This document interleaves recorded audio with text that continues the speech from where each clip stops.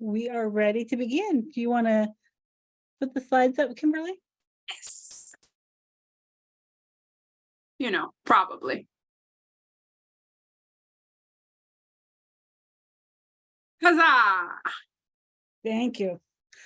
Welcome to our virtual workshop today. We are going to learn about encryption, and our special guest today is Dr. Kimberly Stanke, and she is a new member of our team with Nebraska 4-H, and it's really fun. So I think you're going to enjoy today's workshop and learn how you can bring a different sort of programming to out of school time that is going to help kids with some critical thinking skills.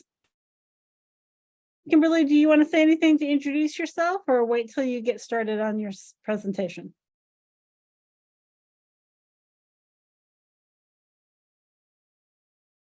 I think her video has frozen, so I am going to move ahead and tell you a little bit more about what we're doing and hope that she comes back quickly. My name is Dr. Sandra Frericks. I am part of the collective science team, and we are focused on supporting out-of-school time programming. That's museums, libraries, after-school programs. We have a lot of extension partners, a lot of 4-H educators that join us, and we try to provide resources to help them be better at science programming and out of school time. And specifically today, we're thinking about computer science. And Kimberly, I see you're able to join us again. Hi. Zoom decided to quit. My favorite. Okay. Can you see the full slide, or you see the presenter view? Presenter view. Better? There we go. All right. I'll try not to do anything fancy. Our topic today, I mentioned it, is encryption. And we're going to be talking both about computer science and math. And I wanted to start with introducing the idea of computational thinking, because we're going to be doing a lot of computational thinking today. Computational thinking are the skills that computer scientists use to solve problems. And in general, we're talking about how we can solve problems using computers or mathematics. But we're going to be focusing not so much on the computer part, but the thinking part, the critical thinking skills that allow us to understand what it is that computers are doing and how we can use them to solve problems. We have noticed in the last 5 years or so that there's really a growing demand for computer science activities in out-of-school time programming. Parents are looking for these opportunities for their kids. They're looking for experiences where they're coding, doing robotics, basically learning these computational thinking skills. But a lot of after-school programs are still struggling with what type of experiences really make the most difference to provide for youth. So that's what we're going to focus on today, is experiences around encryption that can be fun ways to introduce computational thinking and integrate math practices into informal learning, not feeling like school, but still really providing some meaningful learning experiences for young people. They're going to help prepare them for a future where computers are integrated into everything that they're doing, and they're going to have to understand this in order to succeed. So Kimberly, with that introduction, I'm going to turn it over to you. And can you tell a little bit about yourself as we get started? Yes, Sandra, thanks so much for that introduction. My name is Kimberly Stanke. I'm an assistant extension professor at the University of Nebraska, Lincoln. I have a dual appointment in the Department of Statistics and 4-H Youth Development. The goal of my position is to develop programming and do trainings to improve numerical thinking, data analytics, numerical literacy, scientific literacy, among youth and undergraduates. So we're going to jump right in today with a little game. There is this game that you may have heard of, or you may have heard of a variation of it. It's sometimes called What's My Rule, or I'm going on a camping trip. And the general idea of this game is that people use it to fill maybe 5 or 6 minutes at the end of a class period, or as a warm-up, or as an icebreaker. And we're going to watch this first part of this video to see the rules in action, and then we're going to actually play a couple rounds of it ourselves. So I definitely did not share the sound, so 1 second. Share sound. There we go. Back to where we belong. Yeah, but in presenter view. Amazing. Amazing. No problem. We'll just fix that.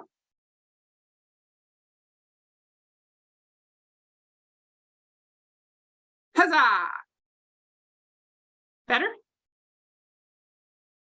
No, This is a guessing game. Not better? still in presenter view, but if you go full screen, that'll work. Okay. Zoom does not love you today. No, we tried this earlier and we're just not doing great, but that's okay. We'll roll with the punches.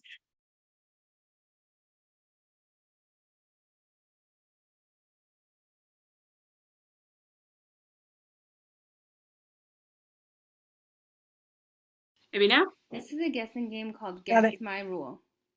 In this game, I'm going to make 2 groups of shapes. One group will be all shapes that follow my rule. The other group is shapes that do not follow my rule. And you have to try to figure out what the rule is. Some of these might be kind of easy and some will be tricky. Okay. Okay, All the it's shapes fine. Never that mind. follow my rule will be on the green paper. The shapes that do not follow my rule will be on the red paper. Here we go. Here's the first group. The ones on the green paper follow my rule. The ones on the red paper do not follow my rule. I'll give you a minute. See if you can think about what my rule is. What is the same about all the shapes on the green paper? That's right, you might have guessed they're all circles. The ones on the red paper are not circles, right? Now, they also are both yellow on the green paper, so you could have said that, except for there are yellow ones on the red paper, right? So that could not be my rule, because then they wouldn't be on the red paper. So the rule for this one was they're all circles. How about this one? Ignore the little letters on the shapes. Those are just for sorting purposes.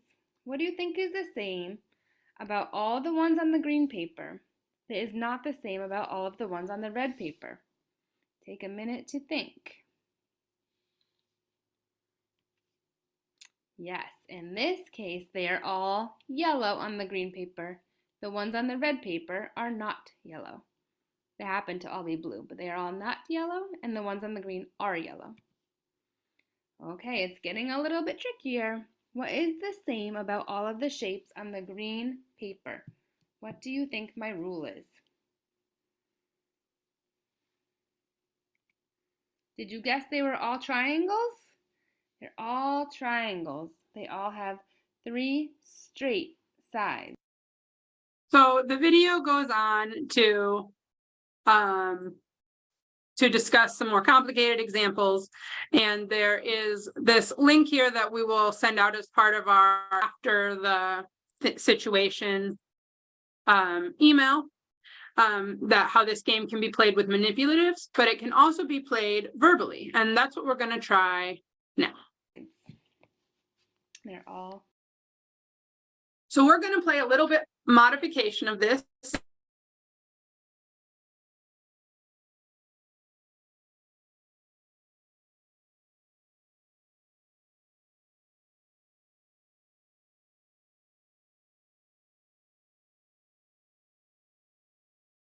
You're back with us now? Yay, go me. Okay, I'm glad I'm back.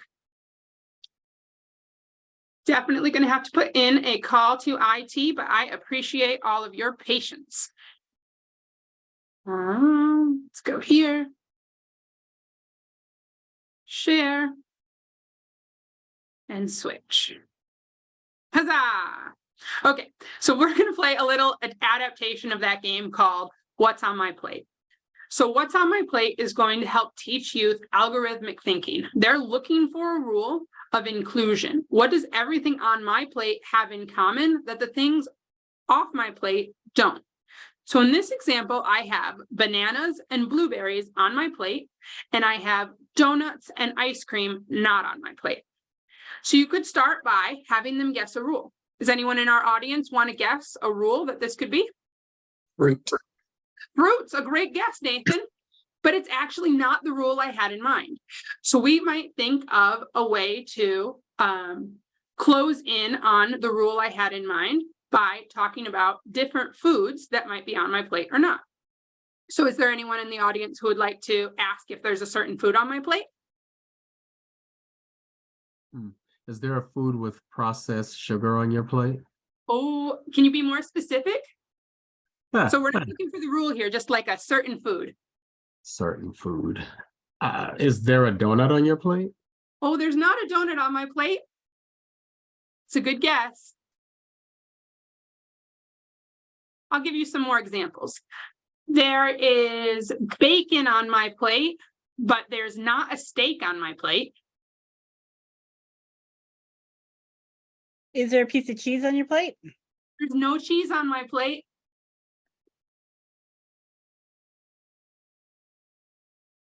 But there are Is beets there an on my apple? plate. Oh, No apple. okay. How about eggs? No eggs either. So we've But there got are. bananas, blueberries, bacon, all and B. beans on your plate. Yeah, exactly, Angie. They all start with the letter B. So B was my inclusion criteria for what's on my plate. So this would work at younger youth ages where they know the starting sounds of letters, but you could get more complicated rules as you increase in your experience of your students. For example, this one is a little bit harder. Let's say there are cherries, blueberries, and pizza on my plate, but there is not a chicken leg, a taco, or a pretzel on my plate.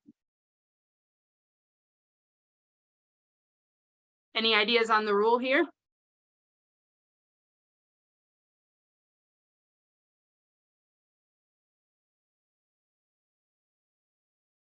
Would a banana fit on your plate? Ooh, and there's no bananas on my plate. There's also no donuts or ice cream. But there are apples on my plate. Double letters in the words. Yes, Elizabeth, great job. So in this case, this was double letters in the words where those two letters are right next to each other. Cherries have two R's, blueberries have two R's, and pizza has two Z's. Yay. So you can see how this can just fill up a little moment of time while encouraging that algorithmic thinking. What does this group have in common that this other group doesn't? You can also do this with things that aren't food, or you could do it with something that's related to some other thing that you're studying. Maybe you're talking about first aid. You could talk about that you're bringing Band-Aids and antiseptics, but not these other things. The rules don't always have to be about how the words are spelled. Maybe they could be about the color, or if you can purchase them at a grocery store, or if somebody in your group has them on their ranch or farm. So let's try it now. I'm going to put you into some breakout rooms. There are 16 of you, 15 of you. So I'm going to put you into 4 breakout rooms. So there's going to be either 3 or 4 people in your room.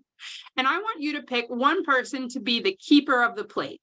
So the keeper of the plate is going to think of a rule for all the items on your plate and offer one item which fits on that rule.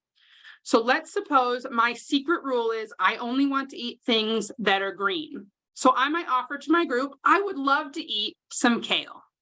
So now go around your Zoom room and ask if they might like to try something. So the person to my left, maybe Sandra, would say, Kimberly, would you like to eat tomatoes? And then I would think in my head, my secret rule, is that a green thing? Not usually, right? So I'd say, no, I don't like to eat tomatoes. So once you've gone around the room, try and guess the rule. And if you haven't gotten it in a few guesses, you can go around your Zoom room again to see what else is on their plate. And then we will come back in 5 minutes and see and debrief about it. Okay? Any questions? I think Sandra has been so kind enough to put these rules in the chat. Perfect. So I will break out you. So what did you think? Pretty cool, right? Kind of an adaptation of a game we might have seen before. But what I want to tell you about now is that this game at its core is actually cryptology. At its core, this game teaches algorithmic thinking without having to know all this complex math. I know people come up to me all the time. So I'm a statistician and a mathematician by training, right? People come up to me, they say, what do you do? And I say, oh, I'm a statistics professor at UNL. They turn to me and they go, oh, I'm so sorry. I hate statistics, right? And that permeates throughout our society. But I want to tell you that we can teach math, statistics, and data thinking without actually having to use the scary M word or the scary S word. So, yeah, exactly, Sandra. This is a really fun way to do something with math that only takes a couple minutes. And if you do this, over time, your students are going to get better at algorithmic thinking. And then we're not going to watch this video today. I hope we're on the right view. Never know. We're not going to watch this video today. Sandra will send out the link. This video is a little bit slow to uptake, but we can actually also apply these same find the rule games with math directly with input-output tables. So you can see in the little graphic here, there's this robot that says +2. So if our secret rule is +2, then if the input is 4, then the output is 6. Or if the input is 1, then the output is 3. And that can help students reinforce more math concepts directly, if that's what your youth need at the time. Okay, so I am now going to tell you about how this creates, there we go, to cryptology. Cryptography. So in STEM education, like Sandra mentioned at the beginning, we're thinking about computational thinking, mathematical thinking, problem solving. We talk about how scientists and engineers think and work, and then we try and apply those thinking pathways to novel or not so novel problems for our youth. And that helps them build a lot of really great skills, right? They're learning problem solving, they're learning collaboration, they're learning that it's okay to fail sometimes. So these types of skills actually are deeply built into mathematical thinking as well. So the focus of today's workshop and what I encourage you to go out and do with your youth is demonstrating that this knowledge of cryptography can help youth navigate the world and the digital landscape more safely and responsibly, develop skills for the future, and expose youth to career opportunities that they might not be otherwise exposed to. So I think the most important, well, it's going to be my personal opinion is that the most important part of this is critical thinking. So a lot of my work focuses on that algorithmic thinking that we saw in What's My Rule? So that's what we're going to talk about today. So first, I will ask you, what is cryptography? Well, cryptography is the use of mathematical algorithms to convert plain text into an unintelligible form called ciphertext. And that ciphertext can only be understood by someone with the knowledge of the secret key or password. And the ultimate goal of that is to provide secure communication and protect our sensitive information from unauthorized access. So this is a little graphic I made that talks us through really what cryptography is. So on the left and right areas, we have this private space.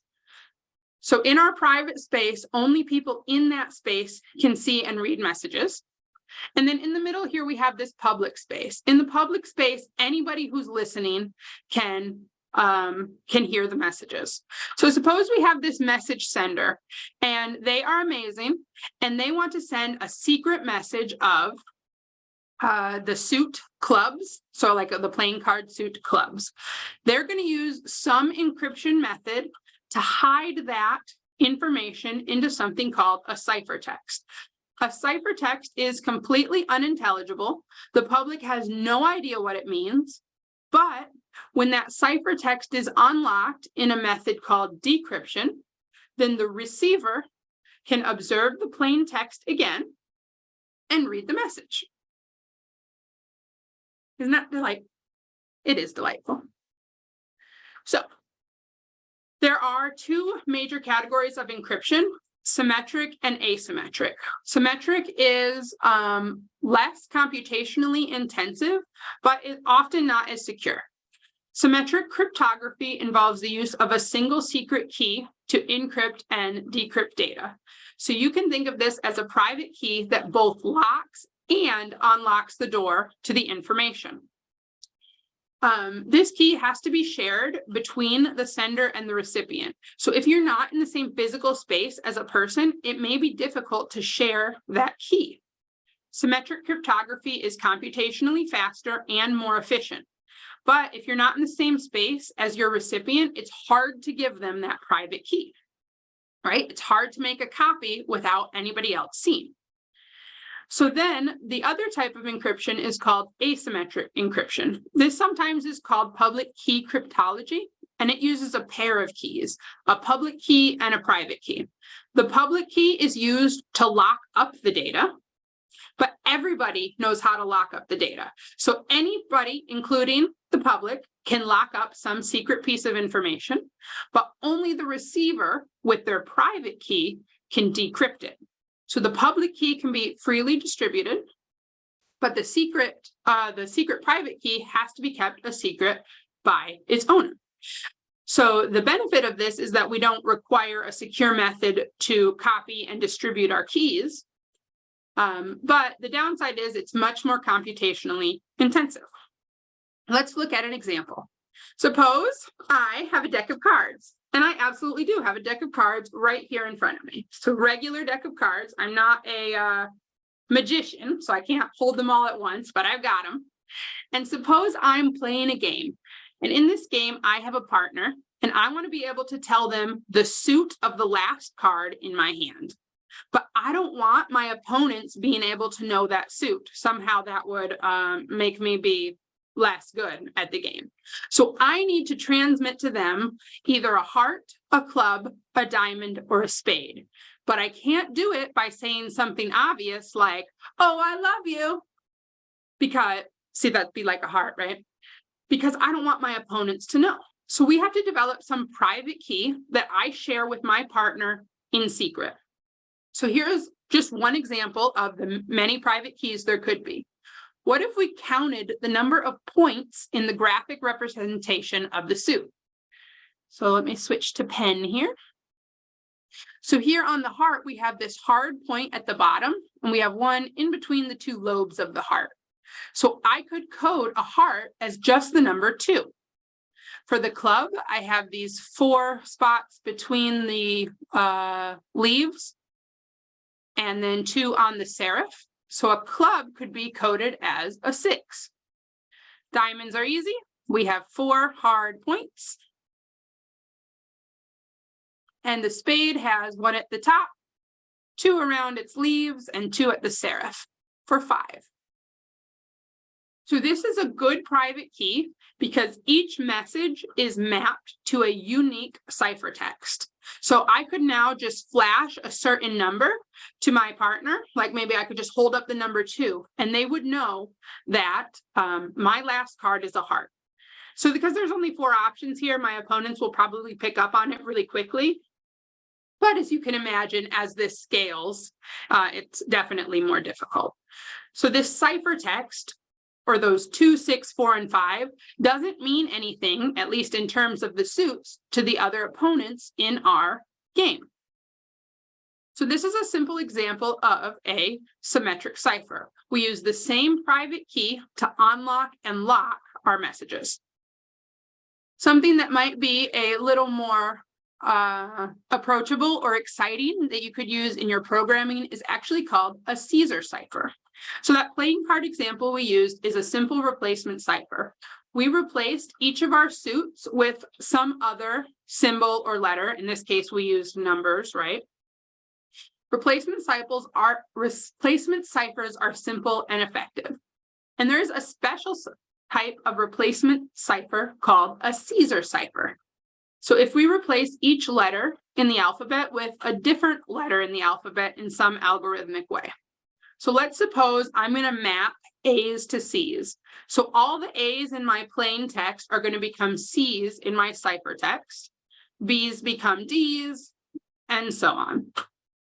So this resulting message appears gibberish, but can be decoded if you know that private key, right? So when we replace our letters in this particular manner, notice that we are shifting our entire alphabet backwards by 2 places. This is called a Caesar shift. So in this case, we've shifted our entire alphabet back 2. So this is called a Caesar -2 or a Caesar -2. So like I mentioned in the beginning, I'm in Nebraska right now, and Nebraska is the beef state. So let's practice encoding that message. Here's the message, beef. The Caesar cipher says we need to change each of these letters by 2 places. So B becomes D, our pair of E's become G, and our F becomes an H.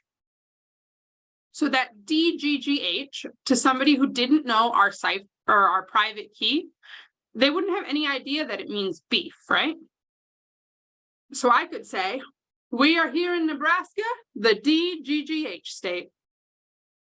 But if somebody had my private key, they would say, Nebraska must really be the beef state. So you could use this to encode messages on any topic of interest to your students. It doesn't have to be about math or computer science. It can be about anything that's interesting to them. And I think now Sandra is going to tell us some more things. Yeah, we've written up this activity for you. So if you need a guide, I think Kimberly did a great job explaining it. You could do it, but we do have the activity written up on the Click to Computer Science website, and the link is in the chat if you want to download that as a PDF. It is available for you today. What we're doing here is we're really trying to integrate the practices that students need in mathematics into activities that they can use where they're developing these thinking skills, they're developing their computational thinking, but they're doing it in a way that's fun, engaging, and accessible to all learners. So I already mentioned computational thinking. I wanted to share with you these math practices. These are the ways of thinking that research shows help students be successful in math in the classroom. And after school and summer programs are really good places to foster these ways of thinking. But to do that, you really need to create an environment where they're motivated to engage in mathematical thinking. And we think the best way to do that is to make it fun. But you can also use a lot of math in what you're doing when you're figuring out how many plates we need to put out on the tables for lunch. You can make that into a math question. You can integrate it into everyday life. What we want to do is provide opportunities for students to make sense of problems and persevere in solving those. Those problems don't have to be mathematical problems, but we want to help them see that that same perseverance helps them in math. Opportunities to reason abstractly and quantitatively. The What's My Rule is a easy way to give children opportunities to do some abstract reasoning, to look for the algorithm or the pattern. And then as they get more comfortable with this, give them opportunities to construct arguments and critique the reasoning of others and look for structure and patterns. And you can see there's a lot of overlap between these math thinking skills and the same skills that you would use in a science activity. So it doesn't have to be that it always feels like a classroom or it always feels like a math lesson to integrate this into your after-school programming. And we think that there are really good reasons to do this because you're equipping young people to be successful. And we have a video to share from the Click to Computer Science website where we think about why it is important to provide these experiences for all learners.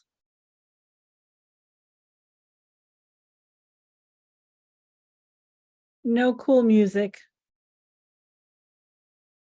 What? We didn't hear the music. Oh, but it's so nice. Probably when I reshared after it quit. We'll try again, no problem.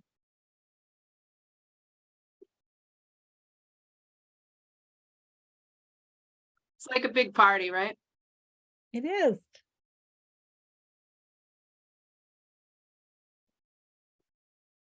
Bigger, different sound. Still no sound. I think I forgot again. Let me try one more time. Share screen. Share sound. Video. Big. Switch. Go. An algorithm.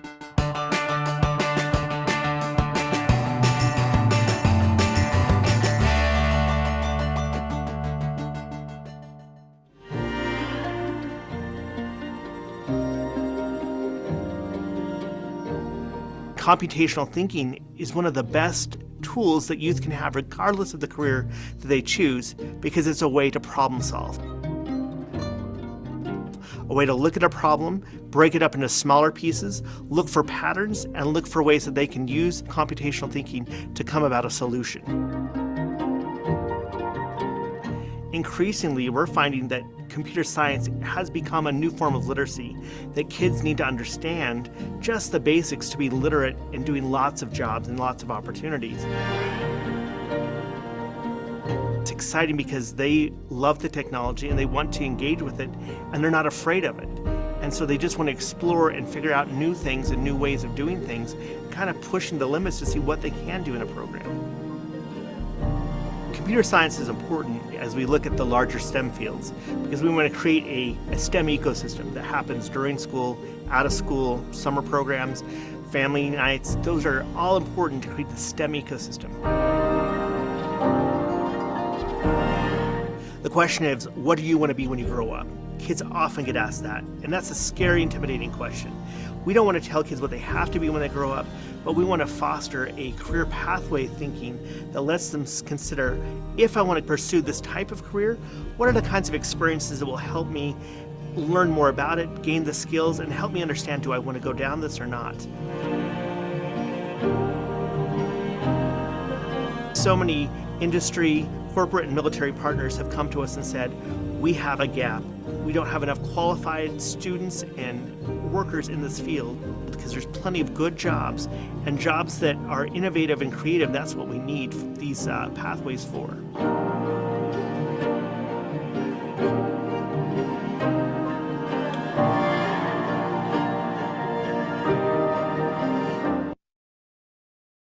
Yay!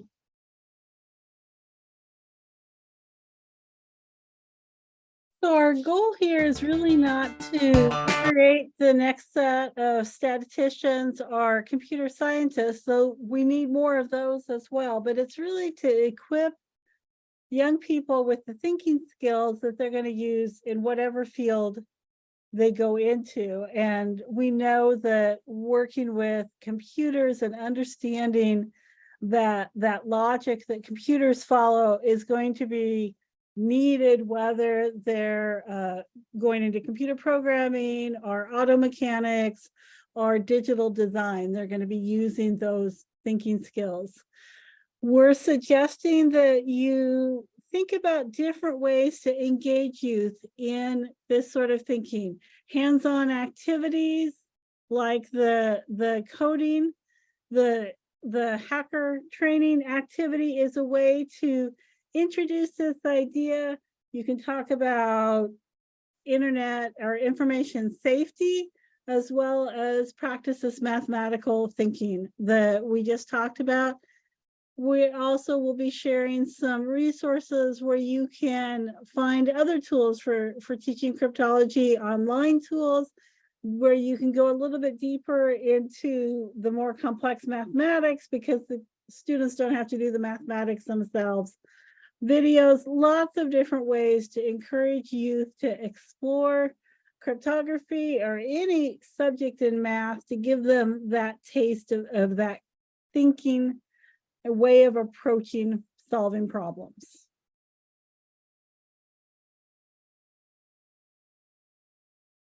Oh, I forgot about this slide.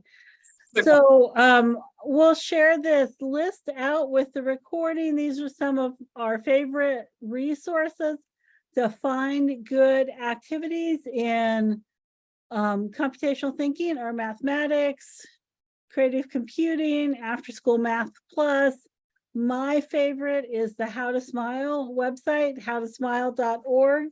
It's a great place to find lots of resources that make this way of thinking accessible and fun for kids that fit well into out of school time programming. Yes, very good. So circling back here in our last portion of this talk, I wanted to circle back to asymmetric encryption. So really all the examples we looked at of encryption were symmetric encryption. And we haven't talked about math at all, right? The only thing we did was counted how many places backwards we moved our alphabet. Counting, sure, is a math skill, but there's no adding or multiplying or dividing. So the math behind asymmetric encryption, so this is the same slide we saw earlier, is actually a little bit complicated and can definitely be intimidating. So I have a resource for you where you can teach about asymmetric encryption without actually having to know these complex calculus techniques. So there are two videos here. We're, I think, just going to watch the first one.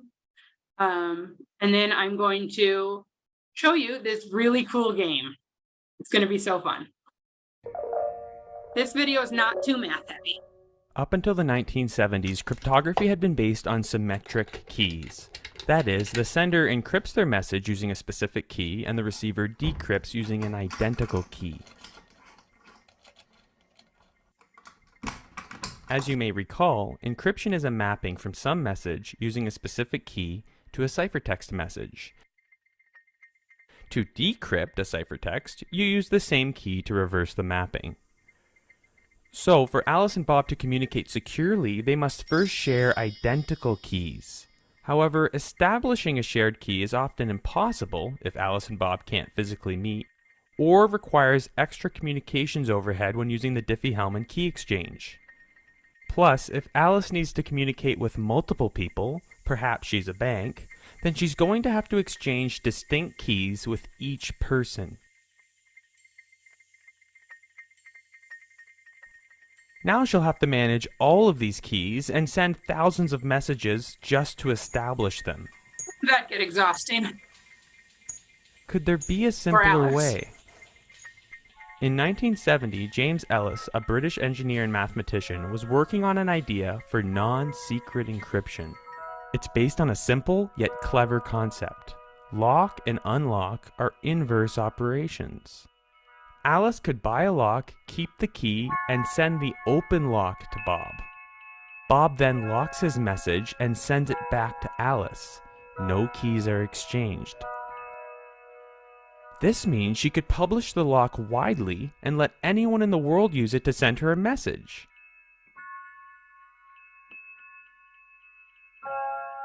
And she now only needs to keep track of a single key.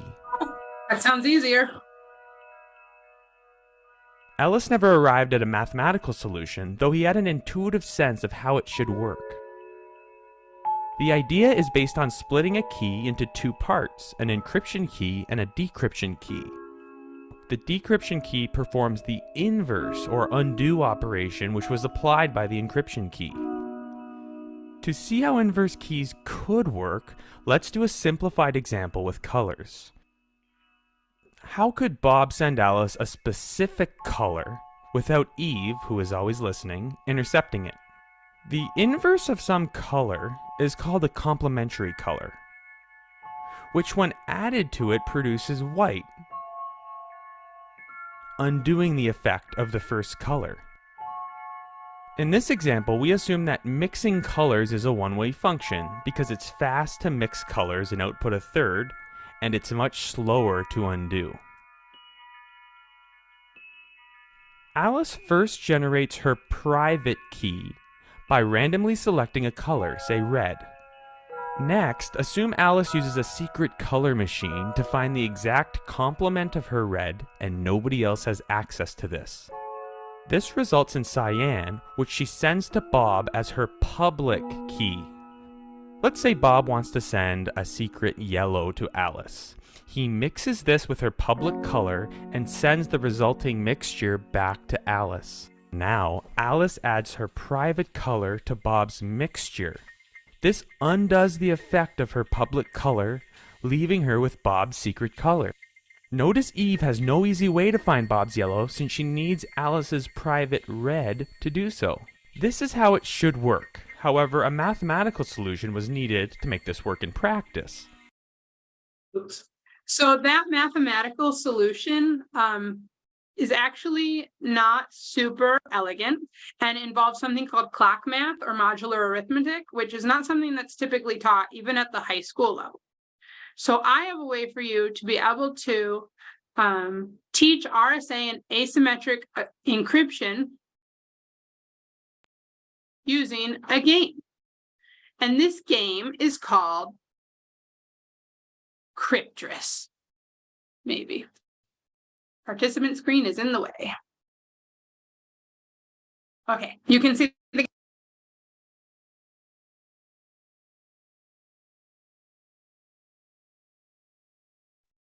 back. Yay me. You're back right away. Yeah, just kicks me out of the share. It's fine. Everything's fine. Okay, so we have this game. Maybe if I don't move the screen, it won't leave. Okay, so Cryptris combines cryptology and Tetris. So you could click arcade and then just play the game on its own. But what I think is a really valuable tool here is actually to walk through the story. We're not going to walk through it today, don't worry.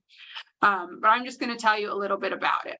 So the idea of this game is that you are a research intern at this institute. And your goal as a research institute is, or as the intern, is to make some public-private key combination and encrypt and decrypt messages for your supervisor. So we're gonna, if you click through this, it will give you more on the instructions and background and knowledge, but we're just gonna click through it so I can show you how it works.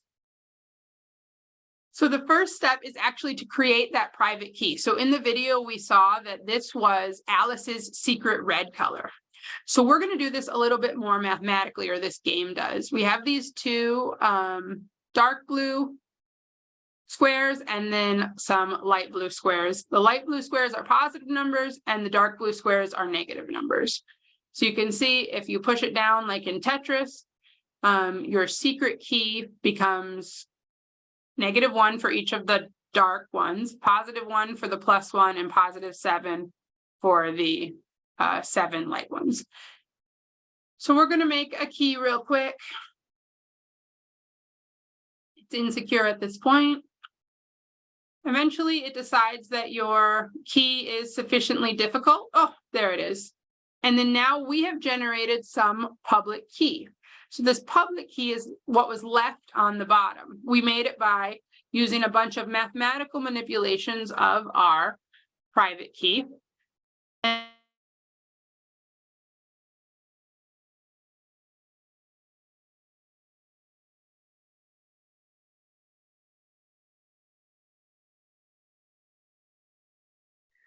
I'll wait for Kimberly to rejoin us, but as you're playing the game, after you have your public key, then your supervisor at the research firm sends you an encoded message, and you get to apply that key to decrypt the message. So they get to see both the encryption or the process of generating the key and then applying it to decrypt the message. yeah. So I told them that they were going to see the message that was encrypted and have an opportunity to decrypt it. Yes, great, thank you. And so sorry that we're having so many technology issues today, but it's just how it goes sometimes. So the basic idea of this game is that it allows us to use that public-private key cipher without actually having to do any modular arithmetic or multiplying large primes, which is the underlying math behind it. So we'll send that link out. It's also available in French and Dutch. So if you speak those languages or have students that do, yay. Everything closed when cool. Amazing. Yeah. So what I'm saying is you don't have to be some math expert to bring cryptology and encryption to your students. The math, when we're doing encryption or cryptology in real life, that math lives entirely in the computer. People aren't going through with their calculator saying, ah, yes, 3,457 prime numbers multiplied together, right? So that means you don't necessarily have to know that math either. And you can create excitement and computational thinking and algorithmic thinking for your students without actually having to get afraid of the math. And there are, of course, if I click through this, those videos will play. Woo. And there are a lot of other resources Sandra will now tell you about. Yeah. Does anybody else have favorite resources to share to bring math into the type of programming that you're doing? I know we've got several 4-H educators on today that maybe do a different type of programming than you might if you're working in an after-school program or a library. So I invite you to share ideas in the chat. We'll capture those and share them out with the recording if you have a favorite resource to share. And I just wanted to share a little bit about the Click to Computer Science website, because several of the people, as they registered for today's webinar, told us that they weren't familiar with the website. It's relatively new. It is a resource that is designed to support more computer science programming in after school. And we kind of think that there's two major barriers to address. And one is a lot of people who are working in after school don't have a lot of expertise in computer science or coding or understanding how computers work. So we have resources on Click to Computer Science about understanding computer science. But we also have a lot of community members, volunteers, people from different organizations or from universities who are willing to come into our after-school program to do some computer science, but they may not be quite as good as Kimberly is at making it fun. And they may need some more background in working with youth. So we also have resources designed for those experts to understand a little bit more about youth development and working with youth. So that's kind of how we're trying to address the issue. When you go to Click to Computer Science, you can find resources about how to work with youth and out of school time programming. You can find resources about understanding computer science. You can find some learning activities that you can try out with the kids that you're working with. And one of the resources that we are just now starting to promote on our Click Computer Science is a resource for training staff. And specifically, we know that there are a lot of programs that are bringing young people on for the summer, whether they're new staff or interns or team leaders that are going to be working in your program. And we have an online course that uses the Moodle platform that focuses on helping those young volunteers or staff members learn to lead.